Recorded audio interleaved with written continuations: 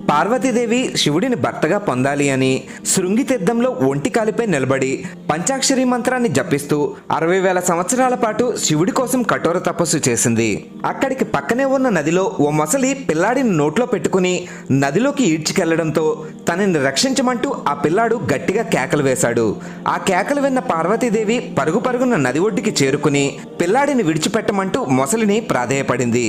శివుడి కోసం చేసిన తపస్సు ఫలితాన్ని తనకి దారపోస్తే పిల్లాడిని విడిచిపెడతానని మొసలి అనడంతో పార్వతీదేవి ఒక్క క్షణం కూడా ఆలోచించకుండా తన తపస్సును మొసలికి దారపోసింది. తపస్సు ఫలితాన్ని తనకు ఎందుకు దారపోస్తున్నావని మొసలి పార్వతీదేవిని ప్రశ్నించింది. శివుడి కోసం మళ్ళీ తపస్సు చేసి తాను అనుకున్నది సాధించగలనని, బిడ్డ ప్రాణం కంటే తనకి ఏది ఎక్కువ కాదని పార్వతీదేవి మొసలికి బదులిచ్చింది. అందుకు సంతోషించిన మొసలి రూపంలో ఉన్న శివుడు తన యథారూపాన్ని ధరించి పార్వతీదేవిని తన భార్యగా స్వీకరించాడు.